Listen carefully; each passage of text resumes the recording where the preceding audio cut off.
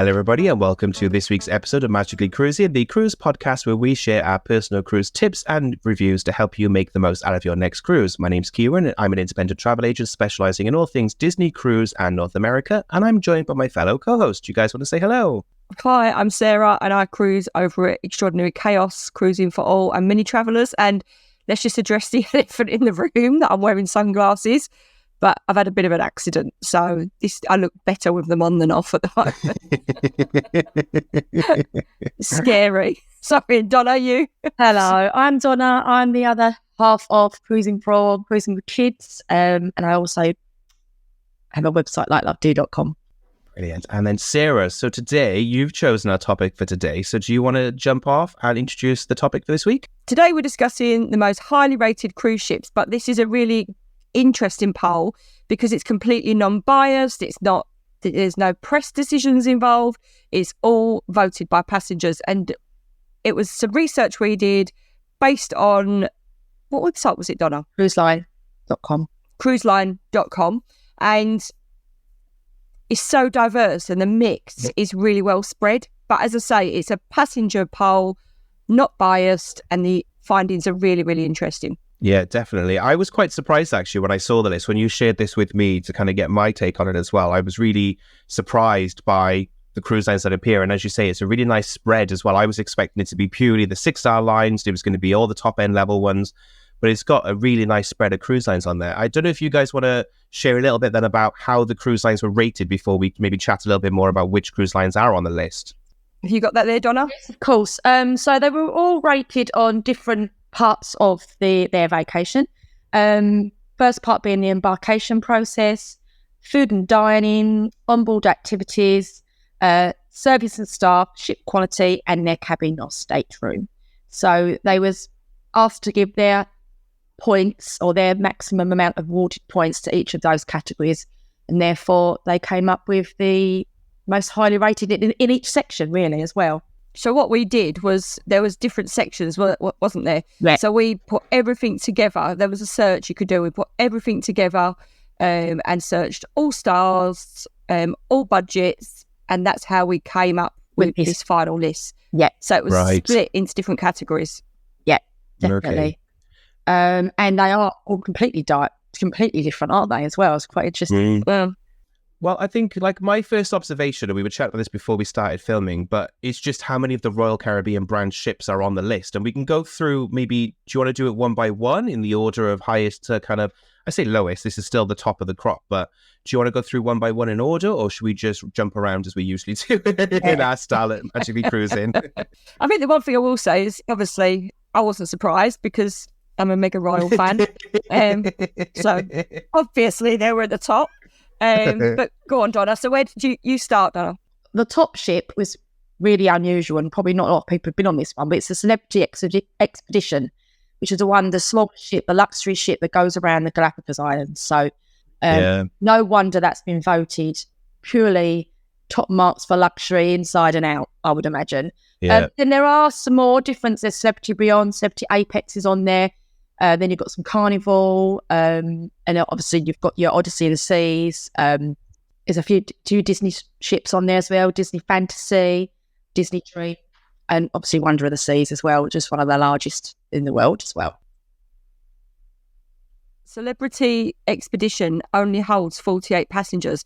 Yeah. So 52 weeks a year. It holds 2,496 a year, which it holds less passengers than the Royal Caribbean's smallest ship. What's the smallest ship? Probably around there. Yeah. In one week. In one sailing. Yeah. In one sailing. That's what I found really surprising about this list. If you look at like number one, which is Celebrity Expedition, which, as you say, is a tiny ship. So the number of people who couldn't get on board and vote for that ship is going to be quite a small test pool. But then equally then the second ship on the list is going to be Symphony of the Seas, which is one of the world's largest ships as well. So, and they're very close. There's like 0.0 points between the two different ships. So it's interesting to see that, you know, small ships equally can have that high satisfaction rating as well, which is what people would maybe expect. And that's what the general perception out there in the industry is you've got to go small ship if you want that one-to-one service and you want luxury, all that type of high level experience. But equally, you can still sail on a really family-friendly, huge ship, one of the largest capacity ships sailing at the moment in the mainstream category, and still get an amazing level of service as well. And I just thought that was instantly really fascinating to kind of look at those top 2 listings. Because I suppose the way that the algorithm has worked it out is that they've give everything points. So it will be the points that all works out in order. Yeah. So that's how Symphony of the Seas is. So it's had more people vote, but it's still got those points. It's still got the people saying it's amazing. I will say, like, on Wonder of the Seas, just embarkation alone, and I think I've had this on Celebrity and Virgin. I know Virgin aren't on this list, but Celebrity and Royal have probably been the fastest embarkation I've had of any cruise line I've ever been on. And given the number of people on board those ships as well, because you do a lot of that embarkation on the app beforehand, you check your passport, you do all your kind of a safety drill and all that type of stuff before. I've been on the ship within about 20 minutes of getting to port. So literally being dropped off curbside onto the ship within 20 minutes and, being able to get to the buffet, I think is incredible. And just goes to show how Royal as a brand have nailed 20 minutes from curb to buffet. That's how I do my ships. How quick can I get to the buffet? Well, it's also interesting to see that they're not all brand new ships either. You've got the Carnival Radiance, which was ordered in 1997. So it's 2000 it was Carnival Radiance. So there's some older ships on there as well, which is quite interesting to see. And they're not just the brand new ships that have come out. They're ones that are obviously kept their class of luxury throughout, which is really good to know that they're still up there with some of the best new cruise ships. Wonder of the Seas is on there, isn't it? Wonder's on there. Symphony of the Seas, Wonder of the Seas, Odyssey of the Seas. Then you've got Carnival Radiance. As I said, it's one of the oldest ones. I think it's probably one of the oldest ones, but correct me if I'm wrong, I'm just looking. Jumping in on the Carnival thing, what's really interesting about Carnival is a lot of people have not a negative, I would never say negative, but there's a bit of a stigma around Carnival being a party ship and about it being kind of, at the value end of the industry. But again, this is more about satisfaction. This isn't about kind of, ratings, about star ratings and this and that. It's about how satisfied customers are for the price they're paying to get on board that ship. That's what makes this really, really fascinating. So the fact that Carnival, which is, probably the most value cruise line on this list that we have, is getting incredibly well rated, just goes to show that for the demographic that love Carnival, they feel like they're getting fantastic value for money. They're getting a good all-around experience and they're loving the experience on board. And I think that's what's interesting again about this list is that it's showcasing that it's not purely you have to pay a premium to be satisfied by your cruise. You can still go on a value cruise line like the Carnival brand and still have an incredible cruise and a lovely time. It's showing as well that it can stand the test of time, an older ship and a different brand. Will be up there with them. It's obviously got a lot of favourites, a lot of people that like to cruise with them. Well, it's like we've booked Mariner of the Seas next year, and the reason we've booked it is it's a smaller ship, and I'm so excited about going on it because it's a different type of cruise. But I mean, if you put those Carnival people on maybe a different cruise line, and I'm not saying they wouldn't like it, but what I'm saying is, everybody's got a cruise line for them, and that is the good thing about this thing. Yeah, is saying that if you find your right cruise line, then you're happy. Well, prime example, Disney. So 2 Disney ships are on the listing, and I wasn't surprised by these because I absolutely adore the Disney Fantasy. It's up there as one of my favorite ships I've ever sailed on. But it just goes to show as well that even a niche boutique cruise line like Disney, and they're getting bigger, obviously they're building new ships at the moment quite aggressively, but even a boutique niche cruise line that has a very small target audience can still offer that fantastic experience if you are that type of person. But I've said this all along, yes, Disney is a premium and you can pay quite a lot of money to get on a Disney cruise ship, but their attention to detail, their customer service and the guest experience is by far one of the best in the industry. And those 2 ships especially, the Dream Class, so the Disney Dream and the Disney Fantasy, are beautiful ships. They're that perfect, in my opinion anyway, fine line between calling back to the kind of golden era of cruising that everyone kind of romanticizes, but also being incredibly contemporary with state-of-the-art entertainment technology on board as well. I think they do a really fantastic job of kind of bridging those 2 different sides of the cruise industry. So I wasn't surprised to see Disney on this list either. And I'm really glad that it's those 2 ships in particular that made that list. Do you know, actually, talking about Disney, because obviously they've not, it's like, you come to book a cruise and then you think, right, okay, Royal Caribbean, Disney. I would always choose Royal Caribbean. Obviously, there's a big price difference. But we've got a family Facebook group with 4,500 people in it. And Disney's rarely mentioned. Yeah. Do you find that odd? That is very strange, actually, isn't it? Tends to be that they all tend to go for mainly mentioning Royal and MSC. Not a lot of Carnival's mentioned either, and it's quite a lot of, we've got quite a lot of American readers on the group as well. So that's surprising. They're not saying celebrity more and stuff like that. They tend to. We have got a few hardcore celebrity fans, haven't we? Yeah. In there. Yeah. But not Disney. No. Which is actually surprising. My observation of your group with the people who are maybe thinking of Carnival, I think they know they want Carnival. That's the general concept. Every time somebody's asking a question, they go, I'm on Carnival this ship, doing this itinerary. Is it okay to take families? Whereas I feel like for Royal, a lot of the questions you get are people who are maybe unsure, they're comparing brands. It's just a really random observation that I feel like people who, I think they maybe Carnival's easier for people to understand. So they see the value for money, they go, great, I want that, I'm going to do that. Whereas maybe Royal, MSC, because of obviously the reviews about MSC and there's a lot of information about there that's quite polarizing, I feel like people are a little bit uncertain about whether or not to jump straight in easily with MSC, and equally with Royal, because it is a little bit more expensive than some of the other brands as well. I feel like people want that extra validation of like, am I going to get good value for money if I do decide to book Royal Caribbean maybe? I suppose so, because me and Donna both have our favourites, we do jump in, and our website is it's okay to be unbiased. It's okay. Well, we are biased, but we're biased on what we like. It's okay to be honest and not fit with the trend. And Donna's happy to say I love MSC, and I'm happy to say that I love Royal. And but then probably, and then people jump in and they share their brand. But what I love about that group is that there's never any nastiness. It's always nice. People are always lovely. They're kind, and if they're not, they're gone. This is unrelated to this episode, but I don't know if you saw the tweet that's been going around recently about Icon of the Seas, and it leads into this kind of the way you talk about cruise. So there's a lot of commentary going around. I think Lad Bible picked up on it as well, of comparing Icon of the Seas to Titanic, and they go, it's 6 times bigger, and it's a monstrosity, it's ugly, it's this, that, and the other. And I got really angry about it because I love Royal Caribbean. I think they're a fantastic cruise line, and I'm so excited by Icon of the Seas. And I get really irritated when people gatekeep cruise and they say you should never do that cruise because it's this, that, and the other. And it comes from a place of everyone's passionate and they love what they love, but you should never really crap on somebody else's idea of what is a fun time or what is a fun cruise. Yeah, there are brands that I won't work with. There's brands I won't support, and there's brands I won't promote. But I would never stop a customer from booking it if they wanted to, because we all like different things. So Icon for me is heaven on the 7 seas type of thing, whereas with certain brands, you wouldn't get me on them if you paid me type of thing anymore. I'm interested to see Icon. Yeah, and also as well, it's that clickbait thing, is it? Oh, like everyone's like, oh, this is the worst thing about this ship. This is the worst thing. Okay, you have got, if there's something, we will always put things in if we thought, oh, actually, that's probably not the best thing. But we'd rather just do unbiased. This is what it is. This is what it's like. And then you can always have your personal favourites, can't you? But then that's down to you, isn't it? Yeah, that's it. But giving the facts, I think the facts are more important than opinions. Yeah. Yeah. So there are other brands involved in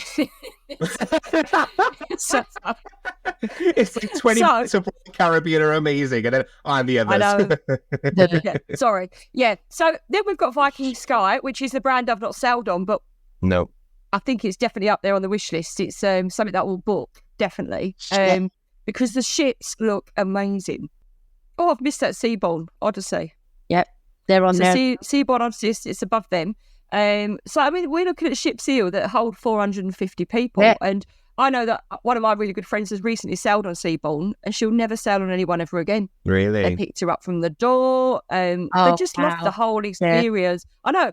Literally, they were picked up. Everything was like the trips were included, excursions. She said you didn't have to think. They just did everything for you. So you can see why they're, brands like Seabourn and Viking are sitting up there, because not everybody wants the big ship. Not everyone wants the rah. Some people want the chill. And so it's just so diverse. So then we've got 7 Seas. Then we're into Disney. Yeah. Then, Paul, I can't even say Paul Guigan. Galgin. Oh, Guigan. Galgin. Right. Small ship. Donna were literally, as we were doing it, we were like, who are they? No. How do you pronounce it? Yeah. But again, 332 passengers. Smaller, more luxury experiences, small cruise experiences, and very iconic and interesting destinations as well. Paul Wigan sit in that kind of like luxury yacht experience, and this is a market that is booming at the moment as well. So you've obviously got Ritz-Carlton, they've entered that market now as well. You've obviously got Explorer as well, they've joined the industry with that market. You've got Scenic and Emerald as well doing that kind of luxury yacht experience. And I think it's really interesting that people are, it is almost like its own subcategory now within the cruise industry of people who want to do those small yacht experiences where there's like, 40 to 60 cabins on board. You're still getting that amazing 6-star beyond level of service as well. And it's like really fine dining and tailored to you personally, and that bespoke service that, again, as with this list proves, you can still get that service on larger ships like Celebrity. You still get that attention to detail, but you're doing it on a larger resort at sea rather than doing it on the smaller ships where you're going to get kind of very small. There's going to be limited facilities on board. But for some people, not being surrounded by thousands of people at each day is heaven. And not for me. I don't think I could see myself doing one of those smaller ship cruises, but I've just is interested in the number of new brands post-COVID, especially, that have come on board launching into this luxury yacht category. Well, I think, and I was talking to an agent about this when I was on Amma Magna. She was saying that actually, obviously, we've booked the suites for our transatlantic, so we've gone for the suite within a suite experience. And Donna, you always do that. Yeah. And she was saying that actually you will spend similar booking one of these luxury ships as you would. So it's suite class. Is that transition for suite class passengers? Then it's always a good transition to go over to. Because what happens is your kids grow up, and as we know, then they don't want to do all this stuff. And obviously, we've booked Royal Caribbean cruises next year without them because I'm happy to do it and I love it. But then that is probably going to be a transition that we'll do a bit of both because we don't need all that stuff anymore. But then we still want to go on. We still want that cruise experience that we really enjoy. That's what happened in the last cruise because we went for an older ship, smaller ship. We didn't have, it wasn't, MSC didn't have Yacht Club. But again, we're looking for something different now as well. We're not looking for the rock climbing wall and the slow rider. No, definitely not me anyway. So I think it's a bit different. So that would probably appeal to us, a nice, luxurious, small ship. That's that transition thing. And I think talking about that small ship experience, and I think you were saying it as well, Donna, about Paul Wigan and the fact that they go off to kind of, French Polynesia, South Pacific. That's what those ships are offering. They're able to go to destinations that you can't get to on the larger ships. Like on my recent cruise to the Adriatic, I fell in love and I was like, this is an amazing region. And I did think to myself at the time, this would be amazing to do on a small ship and go off to the smaller islands as well and explore kind of where the larger ships can't get to. And I think that is that either you just gravitate towards that, you do want to go to the mainstream port, or as you say, when you cruise after so many years, you then eventually start going, I need to go off the beaten path and do things that maybe I wouldn't do on the larger ships. So I'm glad that there is also, as much as we're seeing Icon of the Seas and we're seeing Utopia of the Seas, all these new big ships coming on, there's equally now as well a growing industry of kind of the total opposite end of these smaller boutique ships as well that are coming out to take people off on those smaller off the beaten path routes as well. And that is it as well. I mean, for instance, you've got your big cruise ships like Symphony and that tend to do the same itineraries because they can't go to them smaller ports. So once you've done Royal Caribbean out of Barcelona, even if you do the one, it's still the same itinerary. It's still going to do Marseille, Barcelona, Civitavecchia. So that's it. If you want to do something different, you want to keep doing the same ports, and it becomes more about the destination rather than the ship. So it depends what you're. But on that, when you look at some of our port guides, I mean, and we've been working on when we go to these destinations, doing a lot more research while we're there. And actually, the stuff we've found that we didn't know, and for years sailing out of Italy, I mean, I want to go back to Naples because I definitely want to do those catacombs. I didn't know they were there. This is it. And so there's stuff that we've missed. Yeah, and I think because you get your shore excursion guide, don't you? If you've not been to a port and you haven't researched it, I normally just look at the shore excursions and I go, okay, I can do that, but I can do that myself. But actually, it's not everything's covered. They just pocket a few different bits, don't they? Yeah. And as I said, there's many other things you can do in each port. I mean, I've been to Marseille port, I don't know, probably 10 times. And last time, the first time, we found the Palais Longchamp, which is where the Natural History Museum is. And it just blew, like, I didn't even know this was here. It's not mentioned in excursion or anything like that. So you find different things, definitely, which is what we've definitely found. Covering. Yeah, it's been. I've actually really enjoyed it. Getting into port and thinking, right, we need to find new stuff, and it's just been really exciting. And Miami was the same, and so it just shows that you can do the same cruise if that's what you want to do. But then it is also nice. Like, I mean, we've sailed on a smaller princess ship years ago, and we stopped in I can't even think what it's called now, Monaco, and it was incredible. Wow. Yeah, in Monaco. Actually, usually you stop at Nice, don't you? And go across. Yeah, you go for it's Villa France, isn't it? And then you just get the train or excursion. Yeah, no, we stopped in Monaco. Oh wow, that's amazing. Just got little what's it called? Tender across and walked up the hill to Café de Paris. Lovely. Which is a whole new story because Jack hated it and cried the whole way up the hill because he was only about 8. And well, dear. And then it cost us £1 million for a drink, and he cried all the way back. Yeah, that's the thing. Cruising with kids, you're looking to do things, aren't you? You made that. We just went to the port of Genoa, and I was looking for like all the amazing palaces and all of that sort of stuff. Whereas if I had the kids with us, we'd have gone straight into the aquarium next door. So it's like, got to choose wisely, haven't you? Really.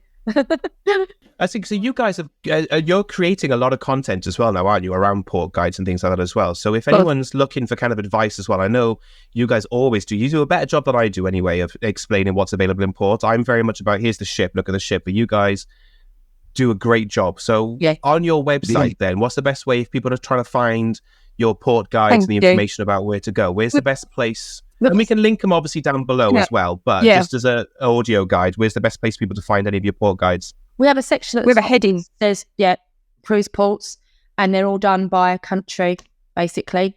And we tend to write what we know. So they're all ports that we've been to, and there's so many more ports that we haven't even done yet that we've been to. So that way we can sort of, when I get off the cruise port now, and I'm taking pictures of where the shuttle bus is and everything, so I'm saying how to get off the ship, where to walk to, as I said, but there's probably still so many more we could add. There's 1 or 2 we haven't been to, but we've employed local writers, so we make sure that with the people that have got the knowledge, we're not just all thoroughly researched. Well, or we ask as well. Sometimes we ask in our Facebook group to help people that have actually been to the ports, so that's always a good thing to do. We're great fan of Google. There is loads. Well, that's the thing. The infill is so bad. We do Google Map everywhere we go, and it normally ends up then climbing up some bloody church somewhere, and does my head in every time we go. And I'm like, can we just do some research? Can we do some research and find somewhere we actually want to go, rather than just kind of getting into port and going, there's a tall hill, let's climb it. But I do like as well, because you guys do really great. And Donna, you're really good at finding like really cool restaurants and bars as well. So I think on your TikTok, isn't it, and your Instagram, you share a lot of kind of really nice guides to off the beaten path venues to find in port and things like that as well. So I think definitely if people want to get a little bit of a different view anyway of what to do in port, they definitely should be following you on the socials. Yeah, I'm fascinated by anything, statues, churches, everything. It's mad when we go around taking pictures of everything, trying to cram as much in. I do like a bit more interesting things, and I always try and find a bit of a hidden gem or a bit of an unusual bar or restaurant in every destination. And I don't just want to go to the first one I see. I want to just try for the best one. So that's quite interesting. And so I do quite a bit of research before I go, to be fair. I do now anyway. I think it's changed the way we travel, hasn't it? Because we do the research for the business, but then I feel like when we went to Dominican Republic, all right, we had that amazing, I can't even say, is it Taino Bay, but then all our friends then went to a beach, and they were a bit like, you're exploring? We were like, yep. But then I wanted to find all these things for the blog, and I'm so glad I did, because the Pink Street and finding out about the woman that actually pioneered travel for Dominican Republic. It was a woman. So all those things that we found out, I wouldn't have done it, I don't think, if it was for the website because it just made me, I want to share that. We want to share that with people that are traveling. We were on like the river cruise together though, and we were in the same places all the time. But the things you guys found, when I've watched your content afterwards, I'm like, I was with you at that time. And I don't remember seeing any of that stuff. I didn't know any of that stuff. So you guys have an eye for finding really cool elements of different ports and destinations you go into. So I think it is an art form that you guys have developed, because like I say, I've been with you and I've not picked up on half the stuff that you guys picked up on and the stories you can tell around what we see. So I think you've got a lot of great stuff on your website. So definitely. Sometimes I'll see things online and think, where is that? I need to find where that is. And it could be somewhere really random. Like, for instance, Vienna, that beautiful art, the view. We need to go there. We need to go there. I want a photograph of that. I want to see it. So have we got anything we've not covered, Neil? We haven't really talked about celebrity, have we? Yeah, we've got, so the Celebrity Edge, obviously, that is a magnificent ship. We've been on that one. And that is, I'm quite surprised it's on the list, to be honest with you. So, how many Edge series ships are on there? Are all of them on there? So you've got Edge, you've got Apex. I think Beyond is Beyond on as Beyond's well. Beyond's on there. Well, there you go. That says a lot, that all three of the Edge series ships currently in service are all on the list, and it highly does not surprise me again equally about Celebrity and the Edge series being on this list, because those ships are, they use the phrase game changer and they keep repeating all the time, we're a game changer. I'm like, no, totally. There's no other ship out there doing the things that Celebrity are doing on the Edge series of ships. Just no matter what level you're going in, whether you want to go in retreat level, have that ship within the ship experience, or whether you're going in kind of the general populace where the rest of us would be, you're still going to have an impeccable holiday the entire time. I only had 3 days on board Apex, but I was overwhelmed from beginning to end, to just the level of attention to detail, the food, the entertainment program, everything. Almost in a totally different class of luxury. I mean, the way they've styled the bars, and it just seems like really just up there, not just your normal pub. It just seemed really classy. It's a sort of top end cocktail bar you go into London. You feel like you're there, but it's all on a ship. Yeah, it's got a really nice feel to it, hasn't it? Very modern. Very modern feel. Did Kelly Hoppen design the whole ship? I think she did, didn't she? She did. No, or was it just the cabins? The ID for a lot of cabins and some venues on board. It depends on the ship. I know on some of them she's designed different parts of it. There's another interior designer who's designed some of the bars or the outdoor spaces, so it does vary, but she's definitely the majority of the cabin spaces, definitely she's done.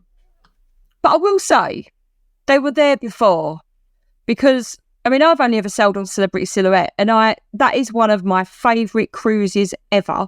And everybody, it was the Bravo cruise, so everybody was quite mature, so much so that everybody thought we were part of the entertainment scene. But you know what? Everybody on the ship was lovely. The staff were amazing. The ship was incredible, and just the top deck and just having the grass and the back where you got the grill and you can cook. We didn't cook our own steak because why would we? But Joe got to make a pizza. It's just their specialty dining. I think they were doing specialty dining to be magnificent before anybody else did. Yeah. I think that actually as a cruise line, I fell in love with them from that time. And I think we will do loads more on Celebrity, definitely. It's just an incredible line. And you can see why people love it. I never really grasped the value for money side of it before getting on board. And value for money is such a hard thing as a travel agent to explain to people, because everyone values things differently. So I've got into heated conversations with people when they've gone, I could get the same cruise for this much money with this cruise line. I'm like, yes, you could, but you're not going to get your Wi-Fi. You're not going to get your gratuities included. You're not going to get your drinks included. You're not going to get specialty dining included. You're not going to get this, that, and the other included. So yes, you're paying less to get on, but you're not going to get the same level of experience that I'm going to be getting on this level of cruise ship. So it's not as black and white as all cruise lines are identical. Yes, you go to the same places, but the ship that takes you to those places is going to be radically different. And you do really have to kind of open yourself up to understand just how incredible Celebrity is compared to some of the other cruise lines in the same category, in the mainstream category. Just that attention to detail, the guest to crew ratio as well, so the kind of level of service you get in. I don't think I waited 5 minutes, if not even that, like less than 30 seconds to order a drink, because every single bar there was ample staff there ready to serve me. Your coffee's included as well. I think because we had the package though, that's why it was included. But Something actually, Sarah, because we were on Ambassador recently, and again, they class themselves as value premium, and this is the points I'm trying to make about this. One thing we noticed was once we'd done our main dining room, there was nowhere to get food, was there, on board the ship? So once we ate, we couldn't get a late night snack. This is a very small observation about the difference between value and premium cruising. Yeah. Whereas I know for a fact if we were on Celebrity, there would be a multitude of places late night in the evening where we could go and get a snack if we wanted to, whether we wanted pizza, burger, hot dog, salad, whatever. There's more options available to you throughout the day type of thing. Whereas on Ambassador, they were kind of saying, oh, you got to wait until the canapé trays come around. Well, where are they going to come around and when, what time? Oh, we don't know yet. We'll wait and see. Or you can go to your cabin and order room service. So I'm like, but I'm in the lounge and I'm enjoying myself. That's the difference between value and premium, ultimately. It's you give them more choice and that attention to detail. There's food available for you pretty much all day available. The lounges are staying open later, whereas on value cruises, they're like, no, all these are closed now. You got to go to the one that's open at this time. That's the level of service you're getting, basically, when you're paying for that extra premium, is you more choice available to you at more times throughout your sailing. Yeah, poor Phil was really hangry. And when the canapes came round, they all had gluten in it, so he couldn't have any, could we?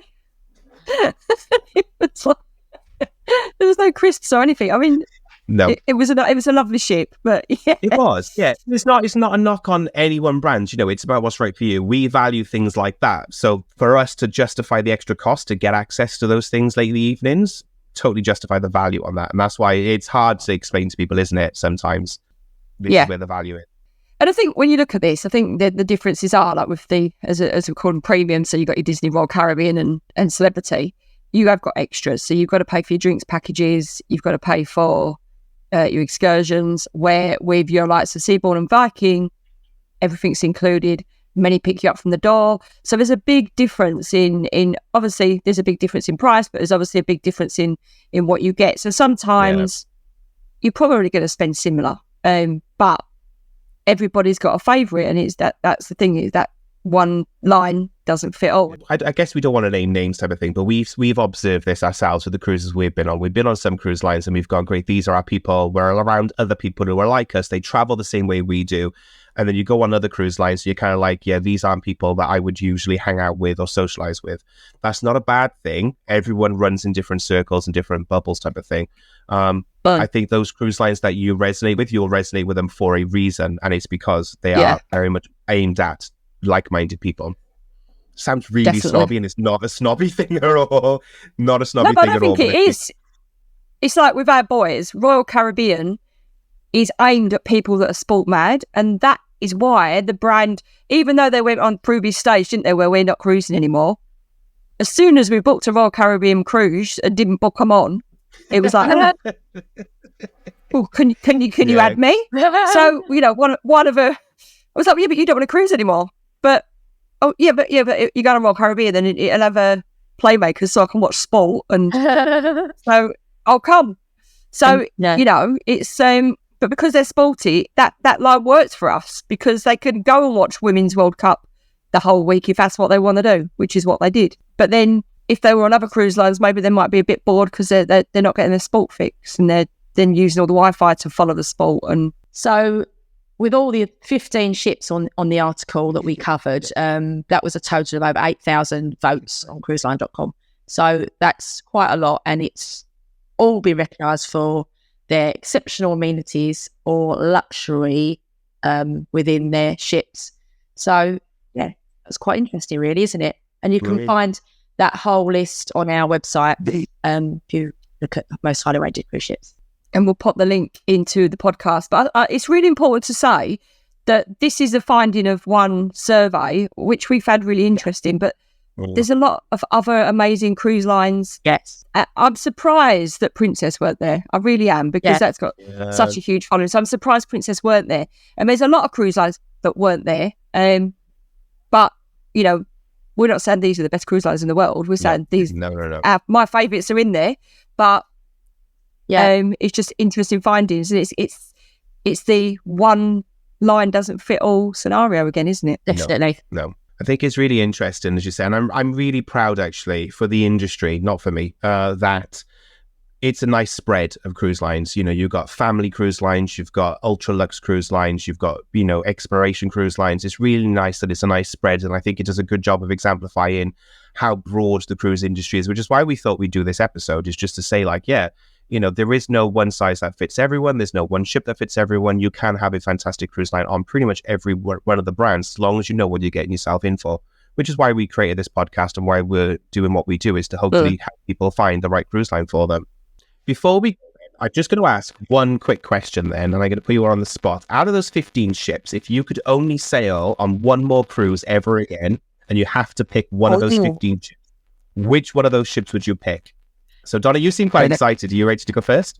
Well, only one. That's really hard. So, because I've done a few of those ships, and obviously talking about the small ship, big ship, and the luxury side of things, I think I'd go with a celebrity expedition. I think that would be a really amazing experience. Really? Down around the Galapagos Islands.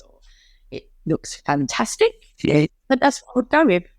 Second choice, probably been a Wonder of the Seas, maybe. I done a webinar with Celebrity about their expedition cruises, and yeah, they looked incredible, very special, unique, really incredible ships. Sarah, same question to you then. If you could only pick one, which one would it be? Well, I'm having two because Donna had two. No.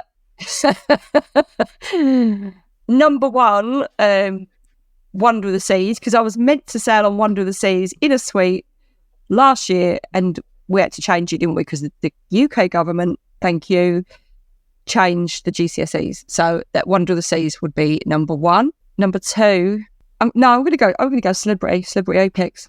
Yeah, you do like the big ships though, don't you, as well? Not that size is everything, but when it counts, it counts. Well, what's that thing? I like big ships, but yeah, well, I like sailing in sweet cars, unfortunately, and I like sailing in yacht clubs. So that's why I think I'd really like the little tiny because I like that ship experience, that little bit we get away from all the crowds. I like that. We're lucky enough to be able to do it, but yeah. In Apex, I wouldn't feel, but I've been sailed on Celebrity, I wouldn't feel I'd have to stay in a suite. I mean, I don't always stay in a suite on Royal Caribbean. It's like one of those, it's a treat for me. But yeah, Apex, Celebrity, I wouldn't feel I'd need to. But on one day, I might want to, just because I want to go in that area. That naval area. It is lovely. I got to have a little look around it. There's the retreat sun deck area. Not retreat, sorry.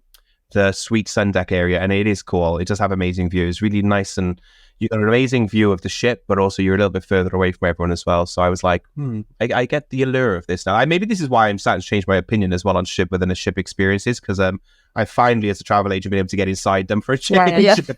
And I'm like, I can see why people would like this. I'm not gonna lie. Well, it's like going to London and staying in a boutique hotel. That's the way I'd see it. You're going back to your tiny hotel for the small service, but then you've got the whole of London on your doorstep. Mm-hmm. So, Kieran, that's a very good way to look at it. What about you? So for me, I'm going to go back to one of my favourites, the ship that started it all. I would definitely love to get back on board the Disney Fantasy. She, for me, is the quintessential perfect ship. I would just like to, and it's not that I don't like the Caribbean, it's just not my favourite region to sail. I would like to sail somewhere else on her.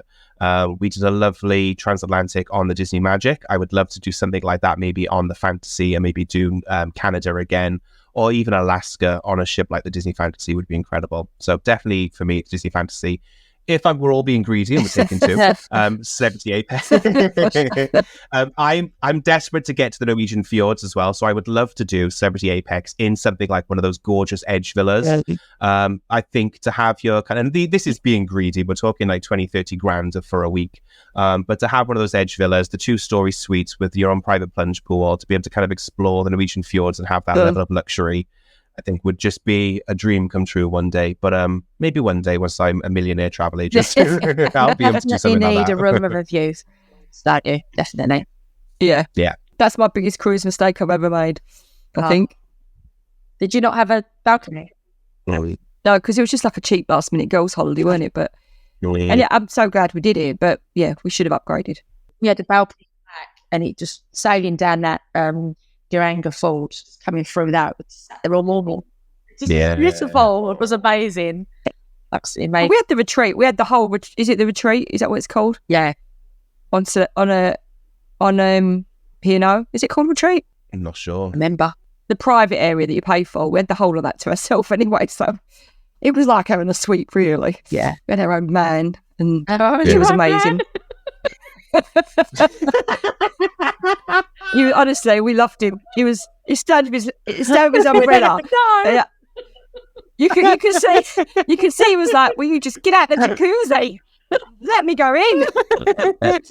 Never I'm mind. booking that. I'll get my own man. I'm coming.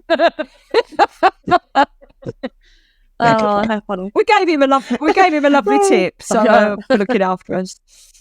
That could be taken many ways, couldn't it? But yeah. But we'll give you that there then. I say there are some services I can provide, but providing a man in your cabin is not unfortunately one of the services that I provide.